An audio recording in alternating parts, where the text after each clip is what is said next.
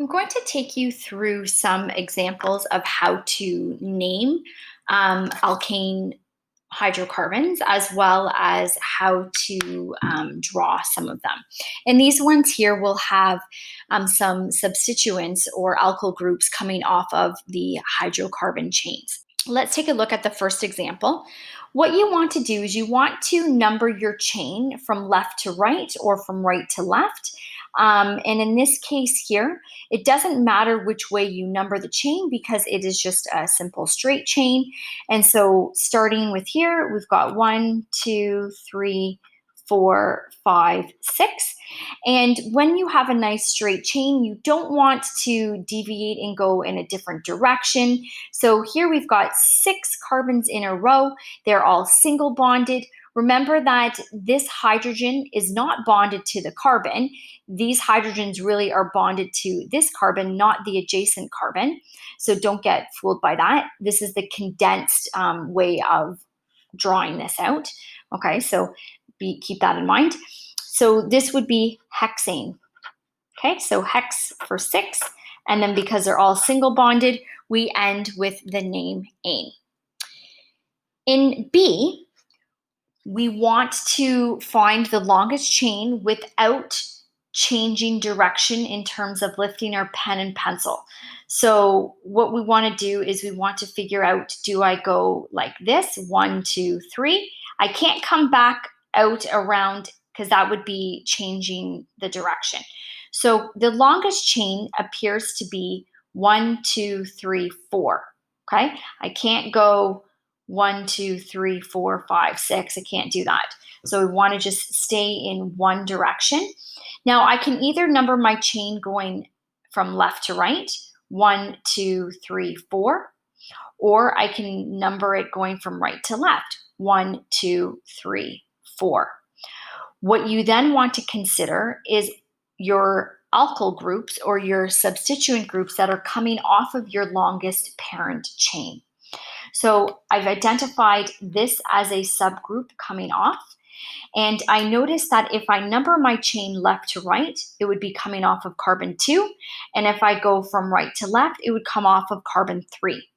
You want it to be coming off of the lowest numbered carbon. So we must number our chain going from left to right in this case.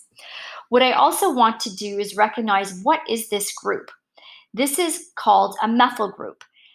It's a methyl group because it's one carbon. If I had added another hydrogen, that would be methane, and it would be a hydrocarbon on its own, right? Without being attached to anything.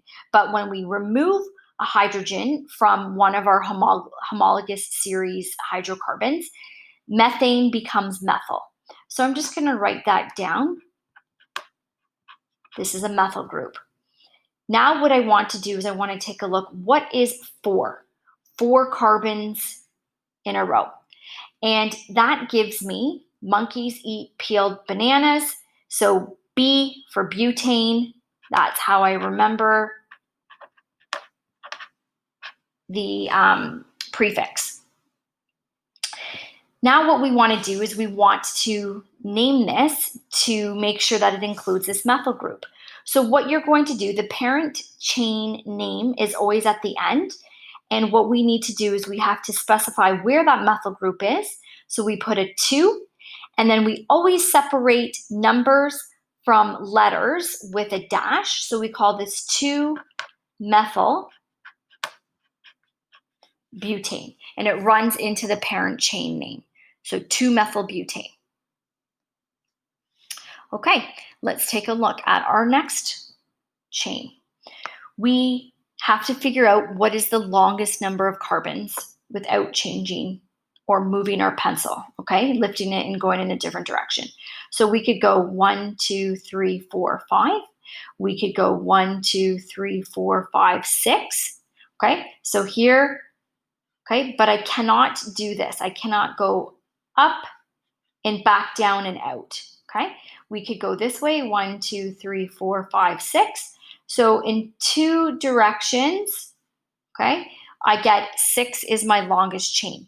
And to be honest, it doesn't matter which one you pick. You'll end up naming this hydrocarbon the exact same way. So what I'm going to do is I am going to figure out if I decide to make this my parent chain, and what I'll do is maybe I'll highlight that for you in yellow. So this is what I'm identifying as my longest chain. Then this coming off of it, I have to figure out what that is. So 2 carbons would normally be ethane, but because it's attached to my parent chain, this becomes an alkyl group called ethyl. So not ethane, but an ethyl group. Now, how do I want to number my parent chain? Do I want to start up here? 1, 2, 3, 4, 5, 6. That would have your ethyl group coming off of carbon 4. Or I could number going this way, 1, 2, 3, 4, 5, 6. If I go in that direction, it has the ethyl group coming off of carbon 3. So this is the direction that I want to go. What I do is I name the substituent groups or the alkyl groups first. So this is coming off of carbon 3, so 3-ethyl. Now, when you say the name, you don't actually say the dash, but when you write it, it has to be there. 3-ethyl, and then the parent chain is hexane because there's 6 carbons in a row. Let's take a look at our next example. Let's find the longest chain. 1, 2, 3, 4, 5, 6. 1, 2, 3, 4, 5, 6, 7. So it looks like that is my longest connection without lifting my pen and moving it in another direction. What I've got is a group coming off here, here, and here, and they all happen to be the same group. So this is a methyl group, this is a methyl group, and this is a methyl group. I want to number my chain so that these are coming off of the lowest possible position. So I can already see that I want to number my chain from left to right so that when I am looking, we have a methyl group coming off of carbon 2, 3, and 5. If I went in the other direction, we would have methyl groups coming off of 3, 5, and 6. And so that numbered combination, so 2, 3, 5 versus 3, 5, 6, when I add this up, this gives me a total of 10, and this gives me a total of 14. So you want to pick your lowest numbered option when you're trying to figure out, when you have multiple subgroups coming off, the sum of those subgroup carbon numbers would be the lowest. Now what do I do? Well, I have to specify each methyl group, where they are located. So when you separate numbers in the naming of organic compounds, you must put a comma. So 2, 3, 5. That's where those methyl groups are located. So 2, 3, 5. Because these are all the same alkyl group, I'm going to put the prefix tri for meaning 3 of the same, trimethyl. We wouldn't say 2-methyl, 3-methyl, 5-methyl. Nope, we say 2, 3, 5, trimethyl, and then the longest parent chain is 7, so we call that heptane. Okay? All right, the last one here in terms of our naming, let's find our longest chain. So we could go like this, 1, 2, 3, 4, 5, 6, 7, 8. If I went this way, 1, 2, 3, 4, 5, 6. Nope, that gives me 6. 1, 2, 3, 4, 5, 6, 7.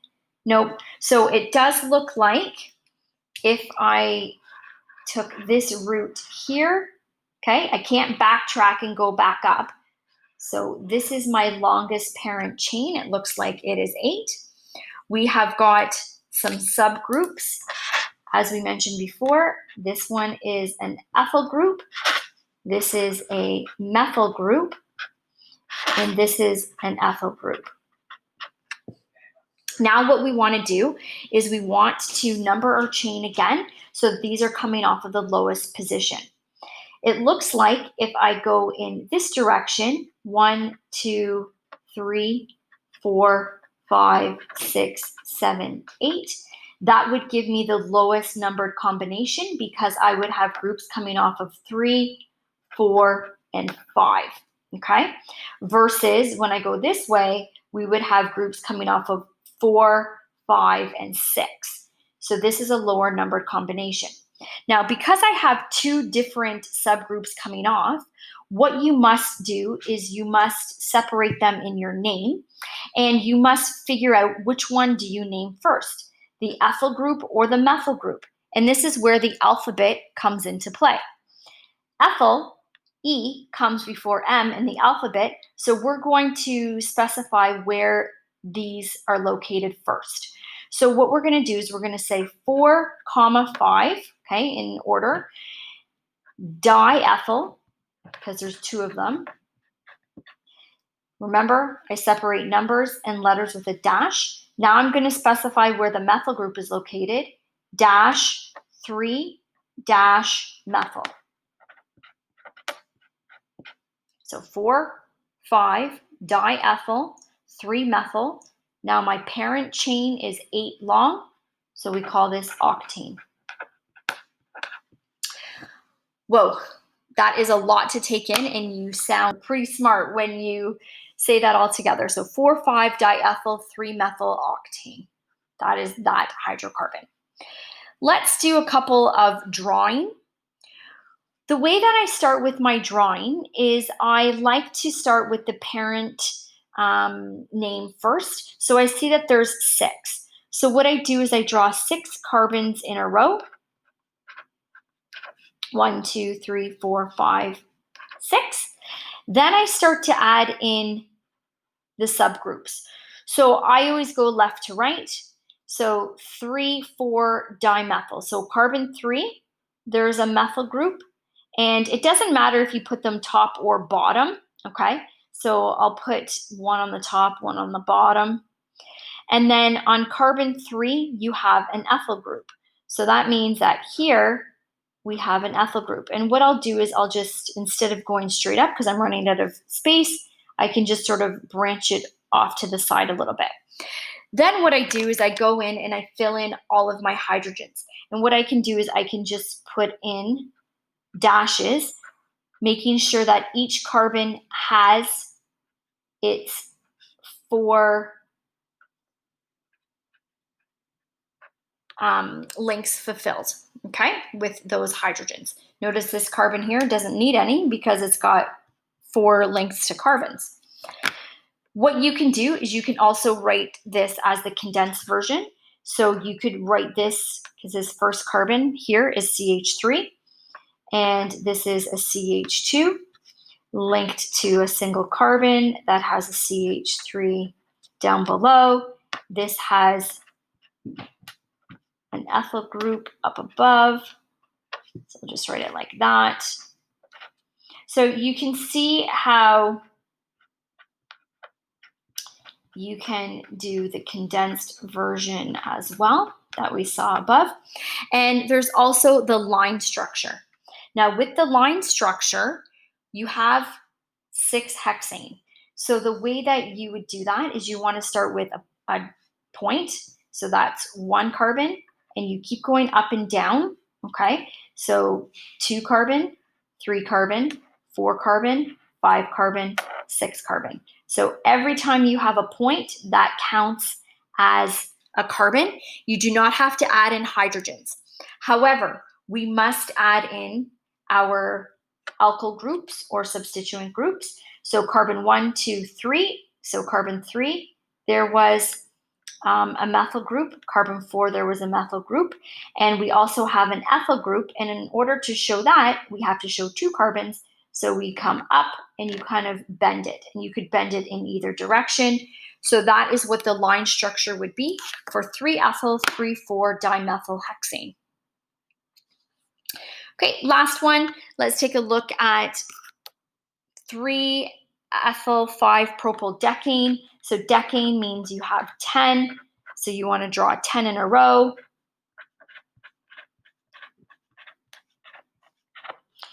At carbon 3, you have an ethyl group.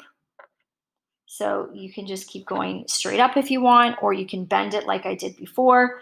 And then carbon 5, you have a propyl group. So propyl means propyl, you only want 3. Okay, so propyl. What you want to do is add in your hydrogens as needed. Okay, and you can actually write the H's if you feel.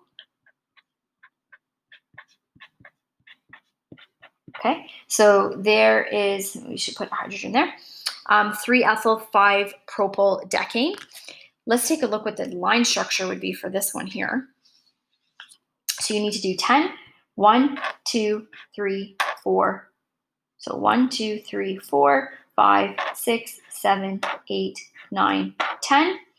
An ethyl group coming off of carbon 3. So ethyl, there we got the 2 carbons, and propyl 1, 2, 3, 4, 5. This would be your 5th carbon. You could do it up or down below. So 1, 2, and then you just bend again for that propane. So hopefully you can do a little bit of practice and check your answers, and then you're good to go.